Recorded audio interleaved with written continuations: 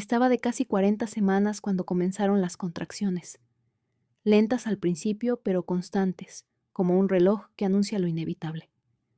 Me encontraba en la cocina doblando diminutos calcetines sobre la vieja mesa de roble que mi padre siempre decía que era un estorbo en una casa de hombres de verdad. Las manos me temblaban. No era por miedo al dolor, sino por la certeza de que iba a tener que pedir ayuda en una casa donde apenas me soportaban. No estaba allí porque quisiera. 6 semanas antes, Michael, mi prometido, había muerto en un accidente de coche, provocado por un borracho. En cuestión de segundos me quedé viuda sin trabajo y a punto de dar a luz. Mis padres me ofrecieron techo, sí, pero no por cariño ni por sentido de familia. Lo hicieron por lástima. Mi hermana mayor, Paige, seguía viviendo allí por voluntad propia. Sin empleo, sin aspiraciones, entregada a su mundo de citas, en centros de belleza y vídeos absurdos para redes sociales que jamás despegarían. Y aún así, ella era la reina, la niña prodigio. Yo no era más que el error que volvió con un bebé y demasiadas lágrimas. Suscríbete a nuestro canal si te emocionan las historias reales y cuéntanos en los comentarios desde qué ciudad nos estás viendo. Me llevé la mano al vientre justo cuando una nueva contracción me sacudió por dentro. Cerré los ojos, respiré hondo y con voz firme llamé por el pasillo. Papá, está empezando. Creo que tengo que ir al hospital. La televisión rugía en el salón con alguna tertulia política que Paige ponía siempre fingiendo que así se volvía culta. De mi madre no había rastro. Seguramente estaría encerrada en la sala acristalada, copa en mano, y su máquina de ruido blanco zumbando de fondo. Papá, repetí más alto esta vez, sintiendo cómo el sudor frío me bajaba por la espalda. Entonces apareció. A paso lento, como si lo hubiera arrancado de una misa sagrada. Me miró como si le hubiera arruinado el día. ¿Sabes qué hora es? Soltó con desdén. Tu hermana está grabando su podcast. Estoy de parto, susurré entre jadeos, aferrándome al borde de la mesa. Necesito ayuda. No podías aguantarte hasta mañana, soltó con desdén, como si fuera un perro suplicando salir a la calle. No funciona así, respondí apretando los dientes. Siempre igual contigo, murmuró mientras se daba la vuelta. Eres una teatrera desde que naciste. Apenas logré llegar al recibidor antes de que una nueva contracción me doblara el cuerpo. Más fuerte, más cruel. Me arrodillé con los ojos anegados. Papá, por favor, dije suplicante. Entonces oí la puerta de Paige abrirse de golpe. ¿Pero esto es una broma o qué? Gritó con el cepillo de rímel en una mano y el móvil en la otra. Tengo una entrevista con la marca de maquillaje esta noche. Es mi gran oportunidad. Lo está haciendo por llamar la atención. Siempre lo arruina todo. No es por atención, susurré con voz rasgada. El bebé está viniendo. Papá apareció como una tormenta. Ya le has quitado demasiado a esta casa, escupió con rabia. ¿Ahora también quieres cargarte el futuro de tu hermana? No me dio tiempo a contestar. Me agarró del brazo con brusquedad y me levantó de un tirón. Un latigazo de dolor me cruzó la espalda. Papá, grité, pero no lo hizo. Al principio me arrastró por la muñeca. Cuando tropecé con la alfombrilla me tiró del pelo. Mis rodillas rasparon contra el suelo frío. Grité, lloré, supliqué. No vas a arruinar esta noche, susurró al oído con veneno. Tú ya arruinaste tu vida. Abrió la puerta de par en par. El aire helado me golpeó la cara como una bofetada. Ve y ten a tu bastardo en la calle. Papá, por favor, susurré. Me agarró del pelo con violencia y me arrastró fuera de casa. Me caí en el porche abrazando mi vientre con desesperación. El dolor era insoportable. Un coche pasó despacio, dudó y siguió de largo. Mi madre asomó un instante por la cortina y luego la cerró como si nada. Y Paige se rió. Por eso nadie te quiere, dijo sin apartar la mirada de su móvil. La puerta se cerró de un portazo. Me quedé sola, de parto, en el porche. No recuerdo cómo bajé los escalones. No sé cómo llegué hasta la acera, pero sí recuerdo a ella, una enfermera. Acababa su turno y acababa de aparcar junto a la casa de al lado. Salió corriendo nada más verme. Dios mío, ¿estás de parto?, preguntó alarmada. Apenas podía articular palabra. Asentí con la cabeza y señalé mi barriga. En cuestión de minutos ya estaba en el asiento del copiloto con la calefacción al máximo. Me apretaba la mano mientras llamaba al hospital. Le he visto tirarte, murmuró con la voz rota. Pudo haberos matado a los dos. Esa noche nació mi hijo. sano, llorando con fuerza, con los mismos ojos que su padre. Le puse por nombre Chance, porque eso fue lo único que jamás tuve en aquella casa una oportunidad de verdad. Pero el silencio que vino después no fue mío, fue de ellos, porque nunca respondí a las llamadas, ni envié fotos, ni contesté mensajes, ni siquiera cuando mi padre dejó 20 mensajes de voz diciendo, estás exagerando. Pero lo que hice después no fue venganza, fue más silencioso que un grito y más estruendoso que el odio. Me retuvieron en el hospital durante 3 noches no por motivos médicos, sino porque supliqué que no me dieran el alta. No podía volver aún al mundo exterior. No podía enfrentarme a la evidencia de que quienes juraron protegerme me habían dejado sola, desnuda de apoyo, chillando en la oscuridad. La enfermera que me encontró Lorraine pasaba cada mañana por mi habitación antes de su siguiente turno. Me traía pequeñas cosas para picar, acunaba a Chance cuando mis brazos temblaban y nunca hizo preguntas con filo. Solo se quedaba. Nunca olvidaré su rostro cuando le pregunté con la voz rota, ¿crees que me lo merecía? No me dio un sí ni un no. Se inclinó, me besó en la frente y murmuró, nadie que merece sufrir se pregunta si lo merece. Aquella frase se me quedó tatuada en el pecho. Cuando por fin nos dieron el alta, no llamé a mis padres. No escribí a Paige, ni siquiera cogí un taxi a su casa. Puse la dirección de Lorraine como contacto de emergencia y caminé con Chance en brazos hasta el refugio de mujeres donde ella colaboraba 2 veces al mes. Era un sitio humilde con grietas en las paredes, pero con alma. Me ofrecieron una cama, una manta, leche en polvo y dignidad. Y cuando una de las mujeres del catre de enfrente susurró, ese niño tiene la mirada de quien va a reescribir tu historia entera, lloré por primera vez desde el parto. No de miedo, sino de esperanza. Pasaron 3 semanas. Entonces llegó una carta, sin remitente, pero reconocí esa caligrafía como si estuviera grabada a fuego en mi espalda, la cursiva de mi madre preciosa y venenosa. Estamos preocupadísimos. Has avergonzado a toda la familia. Si no vuelves pronto, vaciaremos tu cuarto y se lo daremos a alguien que sí aporte algo. Ni una mención a Chance, ni una palabra sobre el bebé, solo amenazas disfrazadas de fingida angustia. No contesté. Llegaron 3 cartas más, luego los mensajes de voz. Uno de mi padre. No puedes estar enfadada toda la vida, es inmaduro. Otro de Paige. ¿Sabes que arruinaste mi carrera? Tu numerito me obligó a cancelar 3 veces con la marca. Y entonces llegó ese maldito mensaje de voz.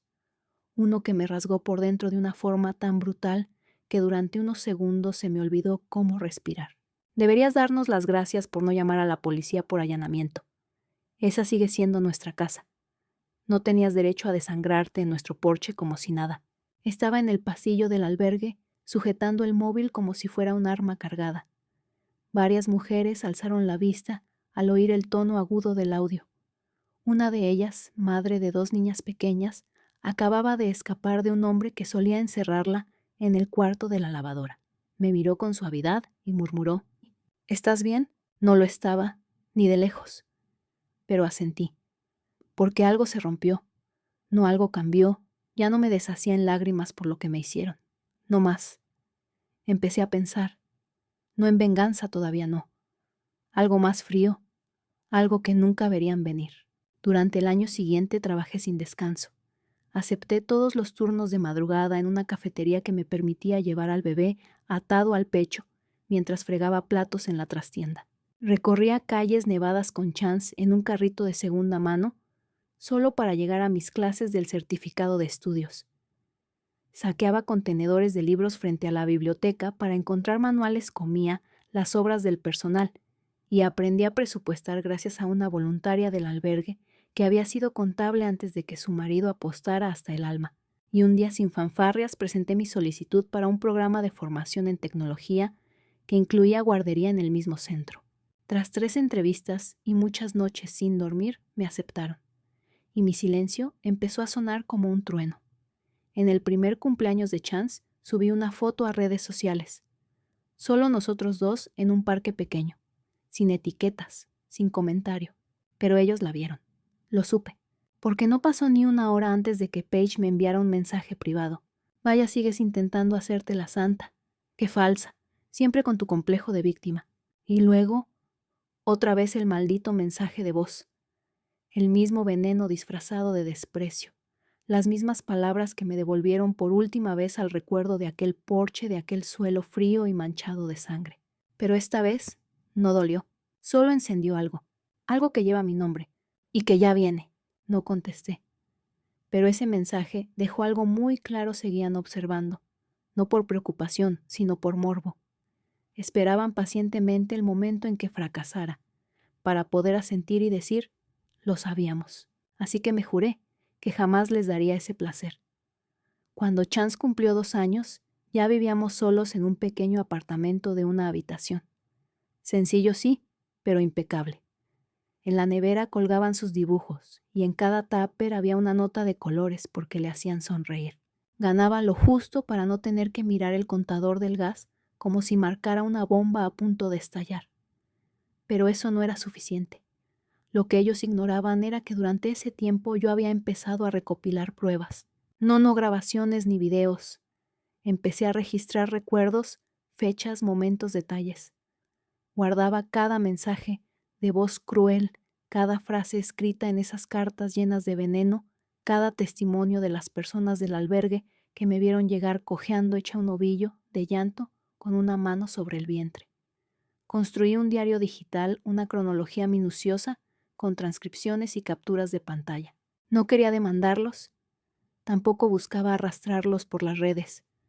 No, yo quería algo más sereno, pero más demoledor, sobrevivirles con pruebas. Que mi existencia fuese el testimonio que les quitara el sueño.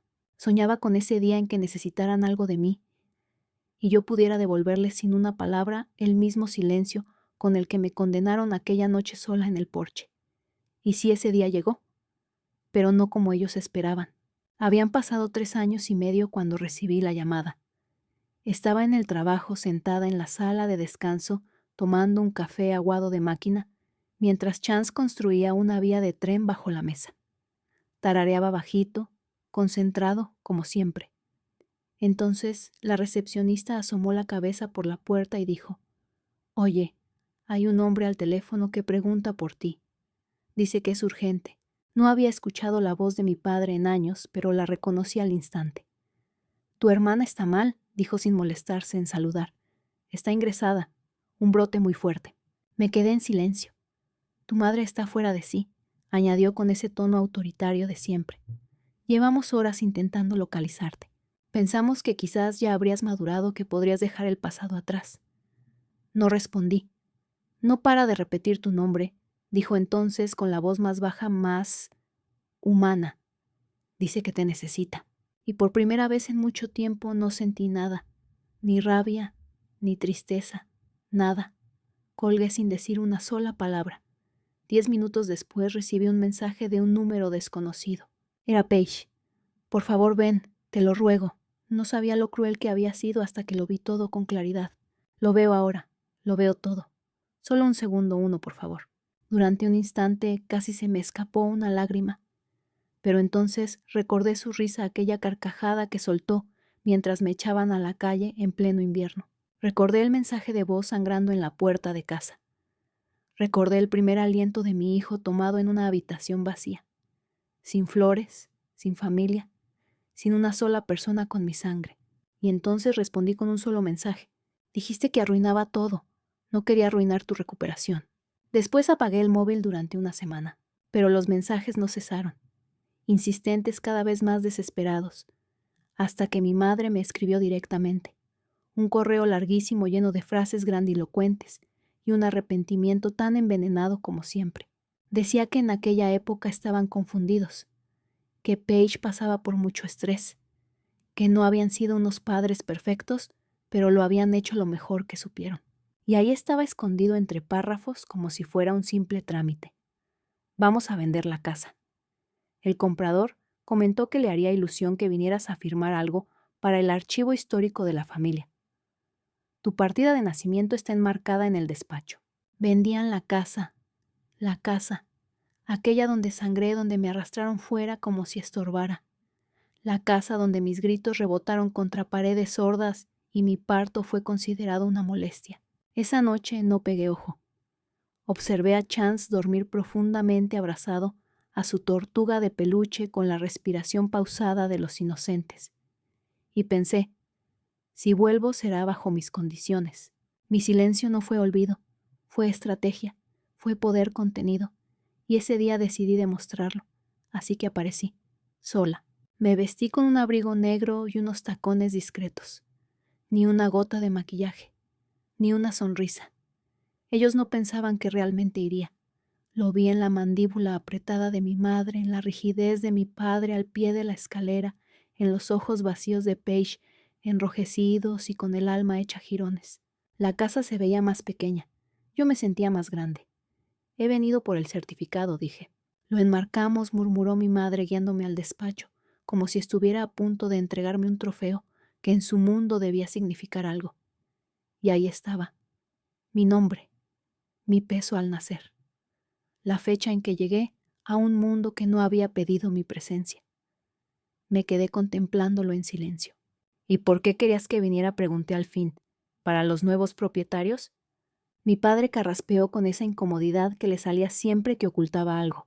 Pensé que quizá te gustaría conservar un recuerdo. Me giré despacio hacia ellos. No había rabia en mi gesto, solo una serenidad tensa afilada. ¿Un recuerdo? Me acerqué a la pared, descolgué con cuidado el marco y retiré el certificado con los dedos temblorosos pero firmes. Lo doblé con lentitud, lo guardé en el bolso y en su lugar deslicé una fotografía, en blanco y negro.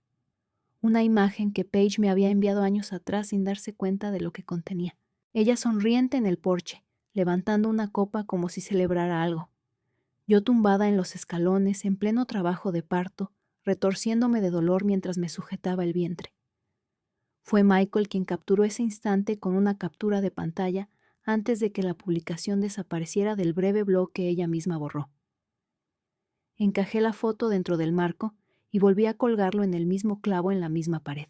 Ese es el recuerdo, dije en voz baja. La verdad, la cara de mi madre se tornó ceniza.